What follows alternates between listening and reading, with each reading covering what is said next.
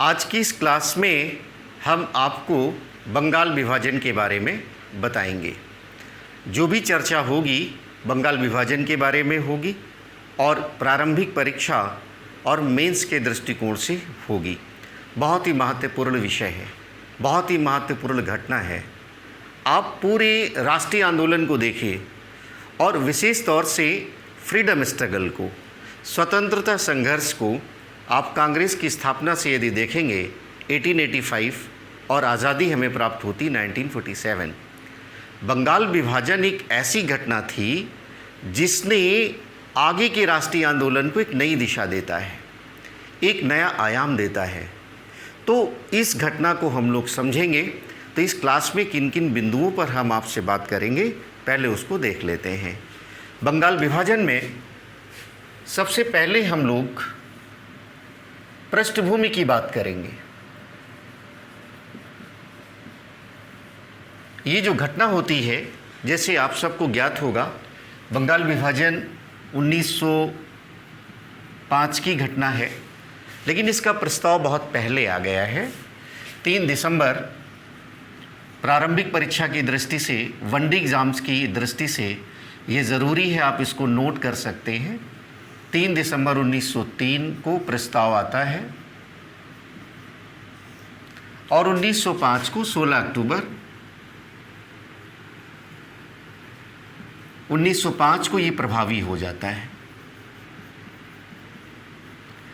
तो ये जो बंगाल विभाजन का निर्णय होता है या ये प्रभाव जब आता है तो उसकी बैकग्राउंड को थोड़ा समझने की आवश्यकता होगी। तो इसकी बैकग्राउंड को समझने का प्रयास करेंगे। इसके बाद हम लोग ये चर्चा करेंगे इसके कारण क्या है, बंगाल विभाजन क्यों किया गया, इसको समझने का प्रयास करेंगे। और लास्ट में ये जो बंगाल विभाजन है इसके विरोध में जो विरोध आंदोलन हुआ है, जिसको आप बंगाल विभाजन विरोधी आंदोलन कह सकते हैं, बंग भंग विरोधी आंदोलन कह सकते हैं, तो उसको हम लोग देखेंगे, उसके बारे में हम लोग बातचीत करेंगे। तो जहाँ तक पृष्ठभूमि की बात है तो आप ऐसा देखें, राष्ट्रीय आंदोलन में थोड़ा सा पीछे जाने की आवश्यकता होगी। आप राष्ट्रीय आंदोलन को 1880-90 के दशक से देखिए। भारतीय राष्ट्रीय कांग्रेस की स्थापना, और भारतीय राष्ट्रीय कांग्रेस की स्थापना का सबसे बड़ा प्रभाव क्या होता है कि जो हमारा स्वतंत्रता संघर्ष है वह एक संगठित रूप में शुरू हो जाता है और धीरे धीरे करके जो राष्ट्रीयता के विचार हैं वो लगातार बढ़ रहे हैं। तो यहाँ पर बैकग्राउंड में एक स्थिति ये बनती है कि राष्ट्रवाद लगातार बढ़ रहा है, राष्ट्रवाद का विकास हो रहा है। एक तो ये बात आपको थोड़ा सा समझना है। भारतीय राष्ट्रीय कांग्रेस की स्थापना भी राष्ट्रीय चेतना का ही परिणाम था। भारत में जो राष्ट्रवाद बढ़ रहा था और जब ये राष्ट्रवाद अखिल भारतीय स्तर पर सामने आता है, उसी का परिणाम है भारतीय राष्ट्रीय कांग्रेस। तो एक और तो लगातार राजनीतिक गतिविधियाँ बढ़ रही हैं, राष्ट्रीय गतिविधियाँ बढ़ रही हैं, राष्ट्रवाद बढ़ रहा है।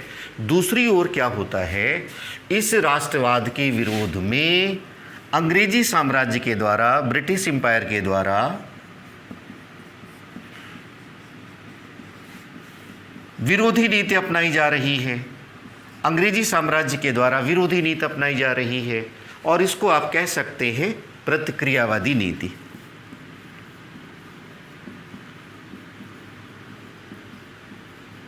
और इस संदर्भ में उस समय के जो वायसराय हैं, कर्जन हैं,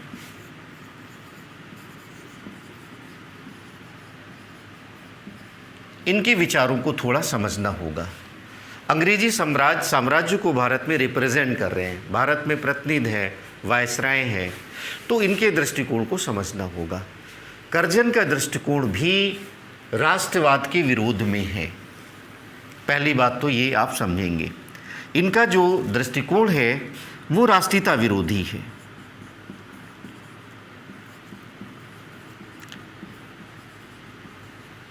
प्रतिक्रियावादी हैं तो स्वाभाविक है राष्ट्रवाद के विरोध में ये काम करेंगे। और दूसरी बात ये, जो हर एक वायसराय का लक्ष्य था, इनमें और ज़्यादा वो दिखाई देता है, इनका साम्राज्यवादी दृष्टिकोण। तो दूसरी जो बात आपको समझना है वो है इनका साम्राज्यवादी दृष्टिकोण। अब साम्राज्यवादी दृष्टिकोण का अर्थ ये है कि कर्जन ये चाहते हैं कि भारत में ब्रिटिश सत्ता को और मजबूत बनाना है। जो ब्रितानी हित है, ब्रिटिश सत्ता के हित हैं, जो उपलब्धियां हैं, उनको सस्टेन करना, उनको बनाए रखना है। और इसके लिए आवश्यक था कि जो राष्ट्रीयता की बातें हो रही हैं, राष्ट्रीयता की विचारधारा है, उसको तोड़ने का प्रयास किया जाए। अब यहाँ पर आपने बैकग्राउंड में ये समझा है कि एक ओर तो राष्ट्रवाद बढ़ रहा है, और ये राष्ट्रवाद जो बढ़ रहा है पूरे देश में इसका विकास हो रहा है, लेकिन ख़ास तौर से बंगाल इसका मुख्य केंद्र था। यह हमारा टॉपिक है, बंगाल विभाजन। बंगाल मुख्य केंद्र है।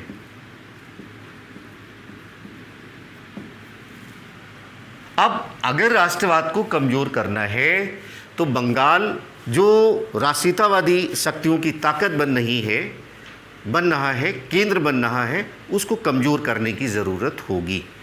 तो कर्जन को इसी दृष्टिकोण से समझने की आवश्यकता है। तो ये तो एक बैकग्राउंड है जिसमें आप देखेंगे इस प्रकार का राजनीतिक वातावरण है इंडिया में, और इस प्रकार का साम्राज्यवादी दृष्टिकोण है। अब जहाँ तक इसके कारणों का प्रश्न है, तो कर्जन कहता है, कर्जन की दृष्टि से पहले आप देखिए, कर्जन इसका कारण प्रशासनिक बताता है।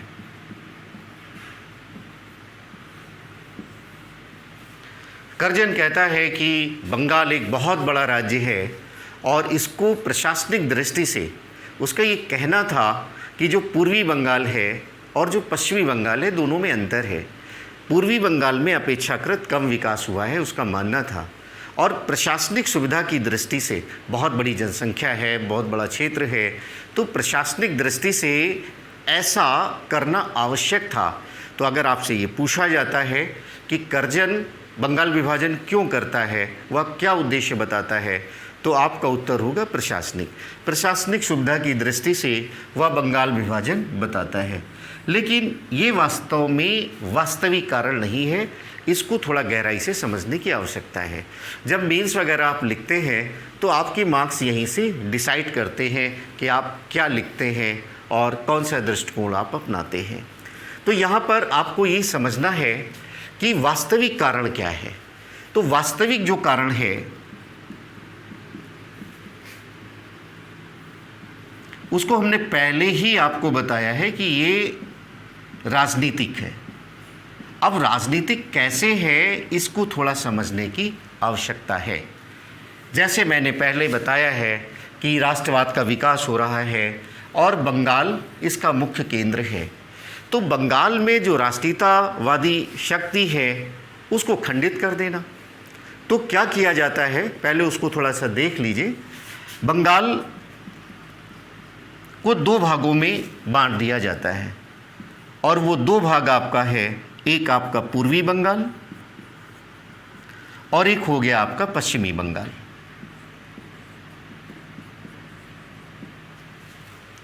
कर्जन क्या करते हैं कि जो पश्चिमी बंगाल है, जिसका केंद्र कोलकाता है, इसके प्रतिस्पर्धा में, इसके बराबर में एक पूर्वी बंगाल में एक अलग केंद्र बना देते हैं, एक ढाका को केंद्र बना देते हैं।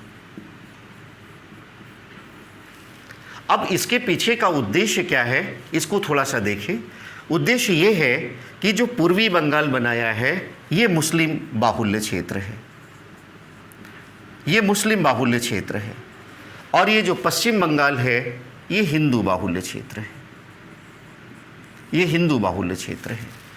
तो यानी अंग्रेज़ों की जो नीति चली आ रही थी, डिवाइड एंड रूल, फूट डालो और राज करो, बंगाल विभाजन का जो सबसे बड़ा आधार है वो यही है कि हिंदू और मुसलमानों की एकता को तोड़ दिया जाए।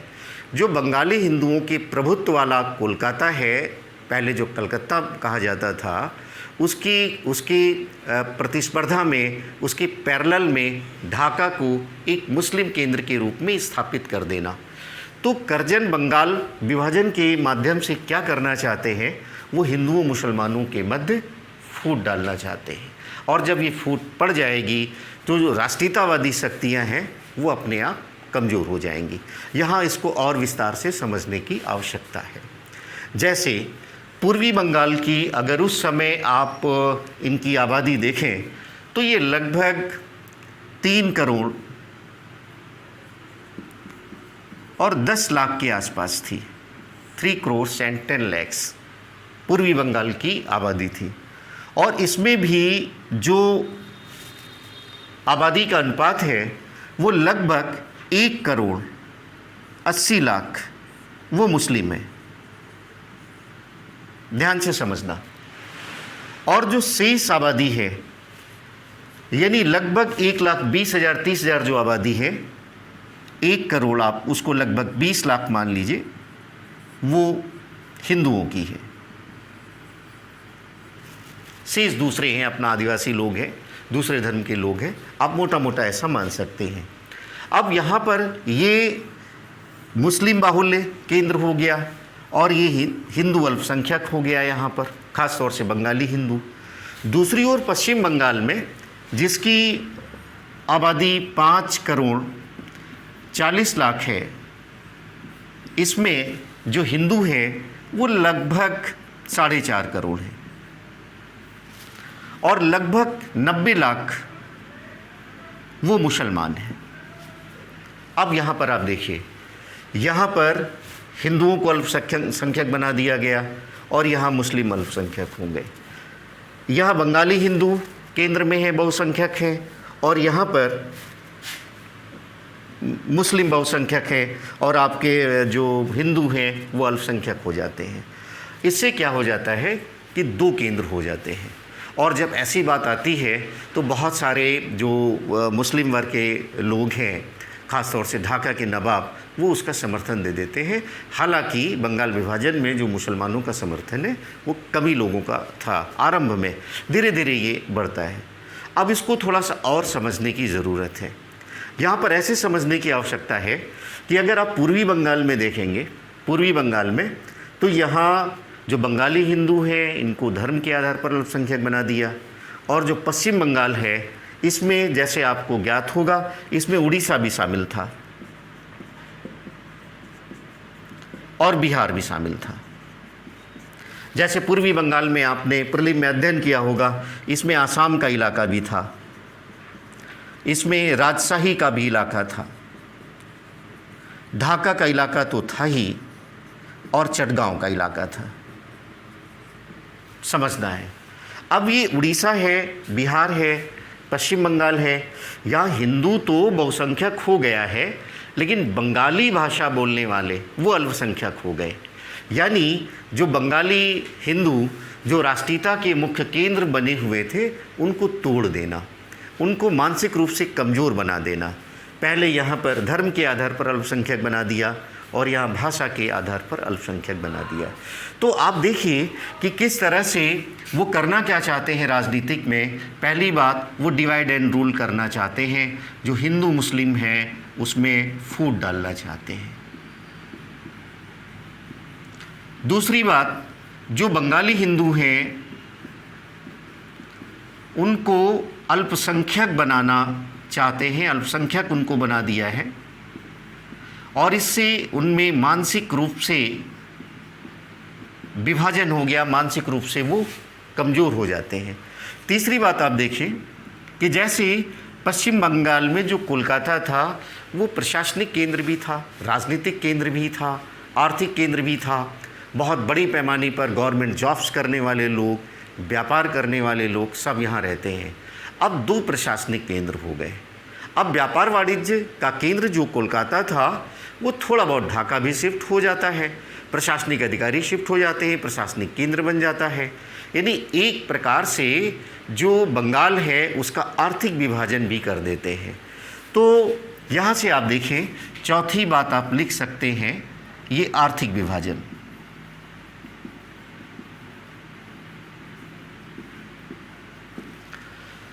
अब हिंदू मुस्लिम फूट है, सांस्कृतिक विभाजन है, बंगालियों को अल्पसंख्यक बनाने का दृष्टिकोण है, उनको आर्थिक रूप से कमज़ोर बनाने का दृष्टिकोण है।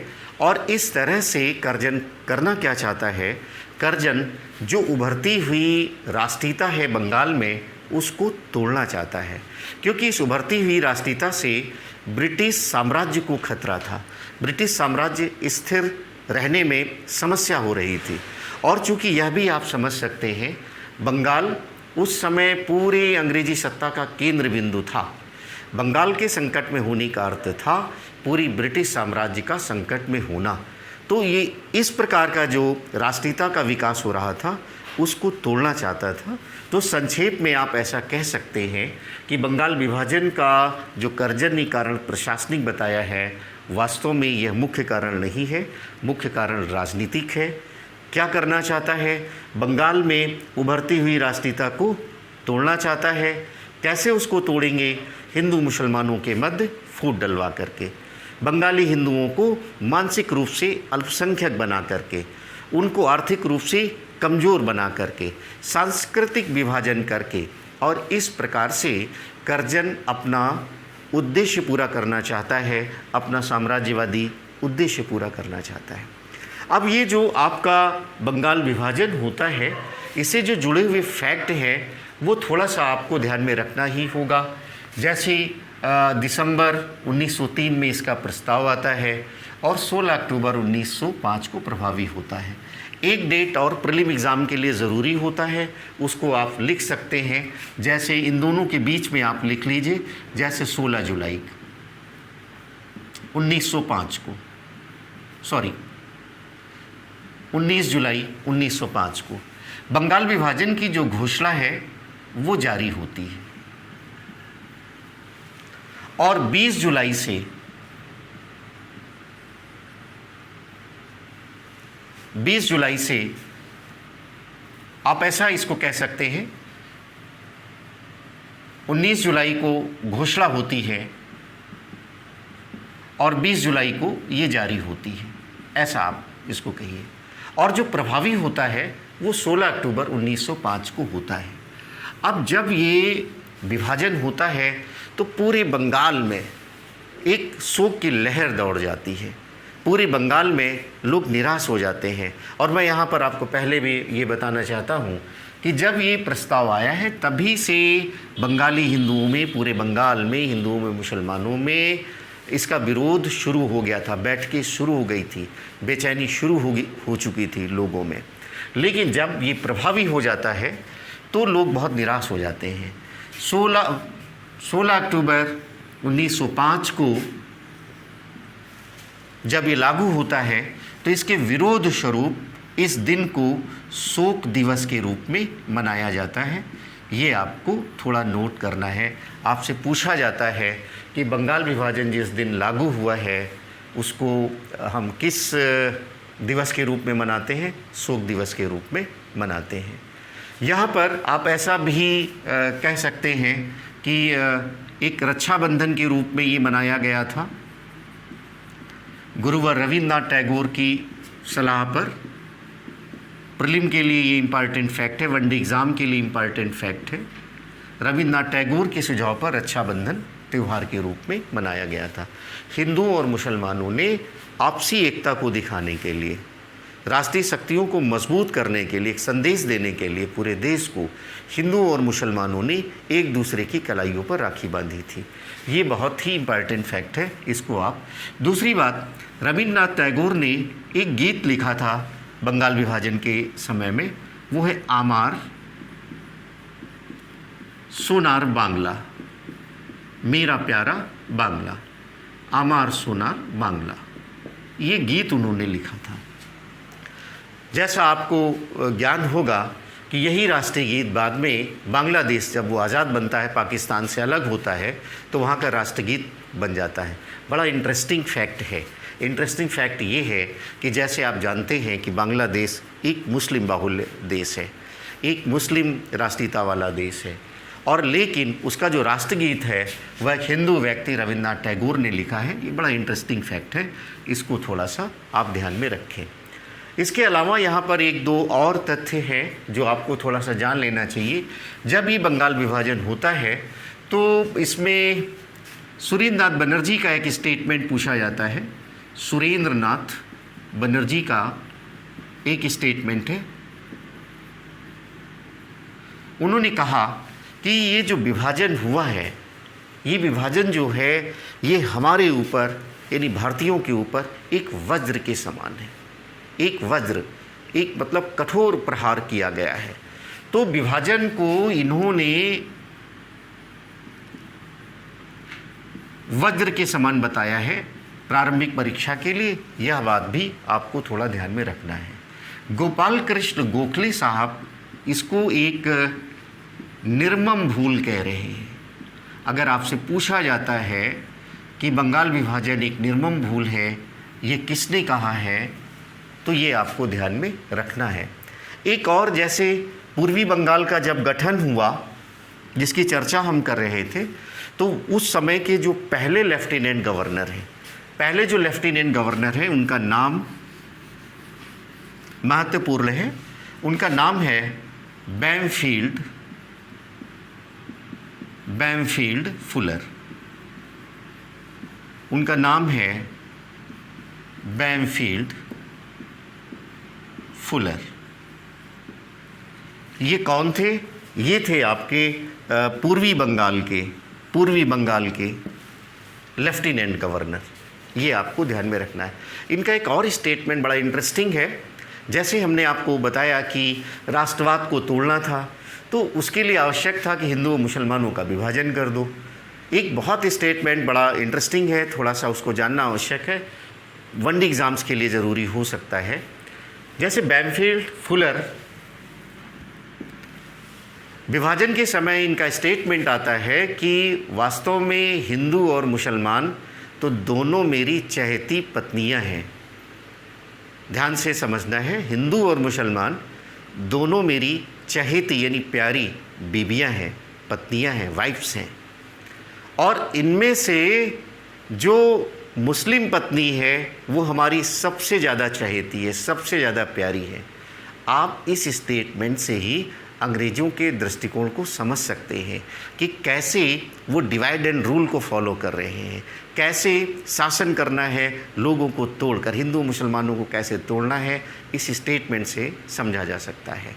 तो विरोध में, जैसे अभी मैं चर्चा कर रहा था, विरोध आंदोलन में कैसे शोक दिवस के रूप में मनाया जाता है, रक्षाबंधन के रूप में मनाया जाता है, और आगे चल करके ये जो विरोध आंदोलन है ये बहिष्कार आंदोलन में बदल जाता है। इसको थोड़ा समझने की आवश्यकता है। बहिष्कार यानी यहाँ पर एक ऐसी भावना का जन्म होता है कि जो विदेशी कपड़े हैं, विदेशी नमक है, विदेशी संस्थाएं हैं, उनका बहिष्कार करना बंगाल से शुरू होता है और पूरे देश में ये फैल जाता है।